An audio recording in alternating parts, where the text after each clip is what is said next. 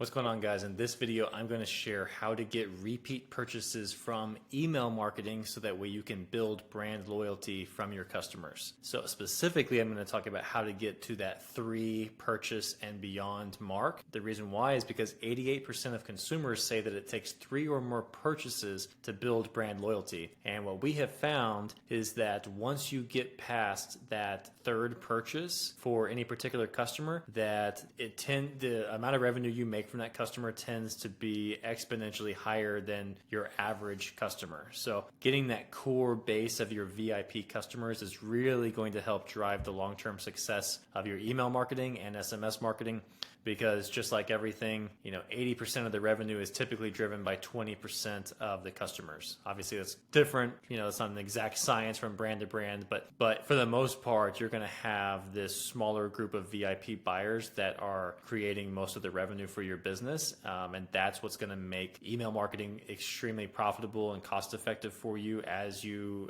go forward. So you want to get to where you've got those repeat buyers on your list and keep them on your list. So there's obviously the whole point of email marketing is retention marketing. The whole point is to drive repeat sales. So everything you're doing is going to help you drive repeat sales, every type of email you send out. But I want to walk you through a sequence of certain emails that you can use to try to expedite that 3rd purchase. So the first place, let's just assume that someone is not opted into your list at all yet. And so they've never purchased from your business before at all. And we want to get them to that 3rd purchase. The most likely entry point for them to get on your list is going to be your welcome series for non-buyers. So that's going to be, they're usually going to opt in through some sort of pop-up or something you have on your site that has that initial incentive that gets people to opt in. So for a lot of brands, it's just a coupon code, or it's a discount of anywhere between 10 to 20% off. It could be unlocking free shipping. It could be unlocking a free gift with their purchase. You don't have to give anything away at all, but obviously the bigger the incentive is, the more people you're going to get to opt in. And a lot of the traffic that comes to your site that opts in through your welcome series will end up purchasing through that initial welcome series, especially if you're offering some sort of discount or coupon code to get in there. Another common entry point for someone to opt into your list would be the abandoned checkout flow. So let's just say they've already added the product to their cart and they've started the checkout where they've already given you their email address, but then they don't complete their purchase. That abandoned checkout flow gives them a little nudge and a reminder of the products they left behind and gets them to go back and purchase. And a lot of times, let's just say you don't include a discount or anything in that first email, it's just a reminder. A lot of times that's enough to actually win over that customer to get that first purchase, and you don't even have to do any kind of discount. So you definitely want to have your welcome series in place with a strong offer to get them onto your list, and then you want to have your abandoned checkout flow set up. If you want to offer a discount in the abandoned checkout flow, that's fine.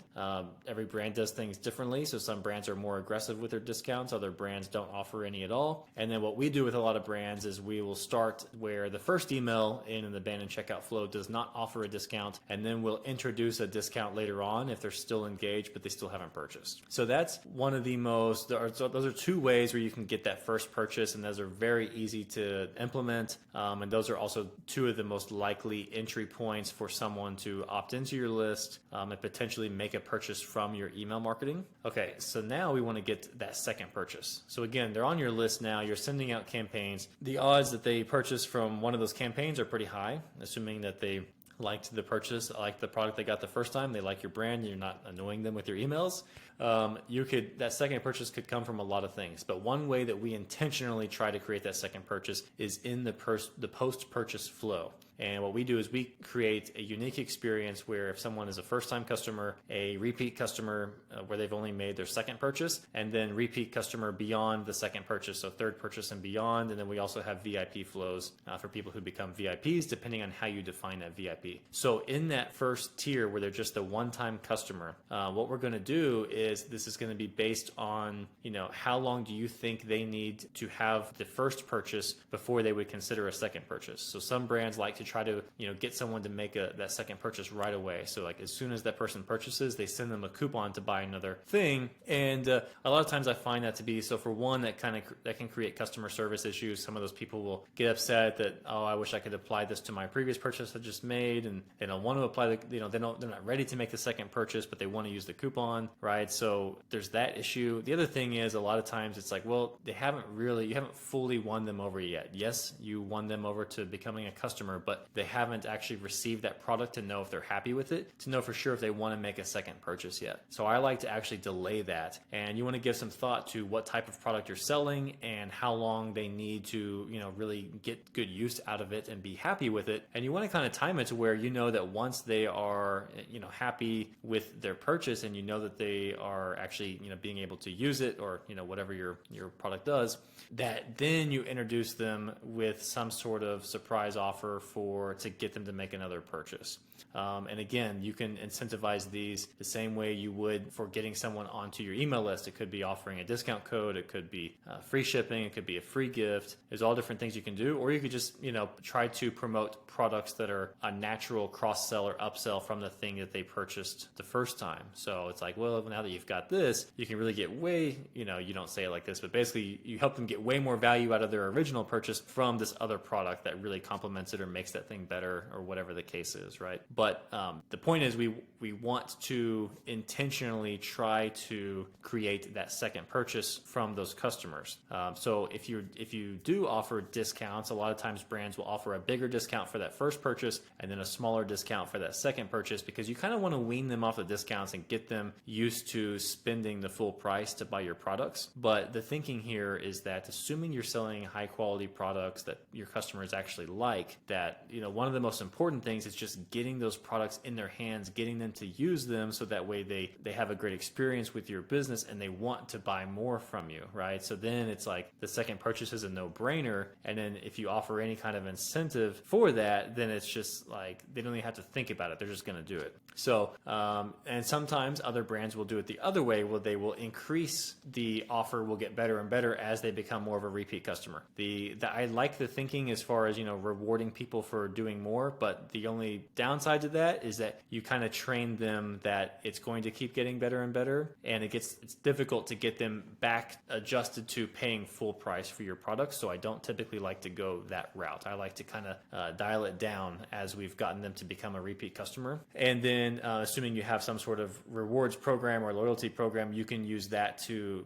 create more enticing offers for them as they go on, so they are rewarded for making repeat purchases. And now to get purchase number 3, in that same thing with that post-purchase flow for the people who have made their second purchase, now further down, we want to do things like, now we want to try to incentivize them to go leave a review, or we can also incentivize that third purchase. But this is where, getting them to go, say you offer like a coupon for them to leave a review, or you offer a gift card, like a $5 gift card if they leave a review. At this point, they're a repeat customer, so they're more likely to give a positive review. So that's one line of thinking there. The other thing is, again, is that you get them back on your site. They've left a review. They've literally just wrote out how happy they are with the thing. And now they have this coupon or this gift card or whatever in hand to where they can save a little bit on another purchase. So that's one way you can do it.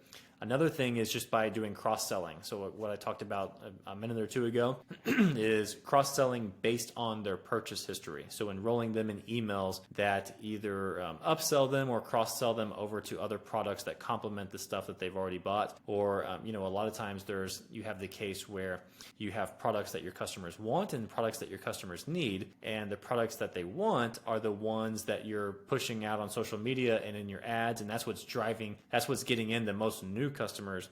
But now that you have delivered on that and hopefully given them a great customer experience, now you're educating them on the things they actually need that they may not have even known about before. And that's where you can really do some cross-selling that doesn't come off as super salesy, but actually comes off as you educating and adding value to them and just trying to give them a better experience. So that's how we a lot of times incentivize that third purchase. And then again, of course, it's like you're doing campaigns, you have other flows going, and a lot of those things are going to increase that third purchase. But you want to be intentional of getting to that third purchase. You want to get people to that third purchase just because the statistics are just in your favor. The people who make 3 purchases or more are way more, 88% more likely to stick with your brand and continue to buy from your brand over time. So it's about just getting that relationship and also getting that habit built up of them whenever they buy that type of product, that they've just decided that they always buy that particular product from your brand, because consumers are less loyal than they've ever been. So it's more important than ever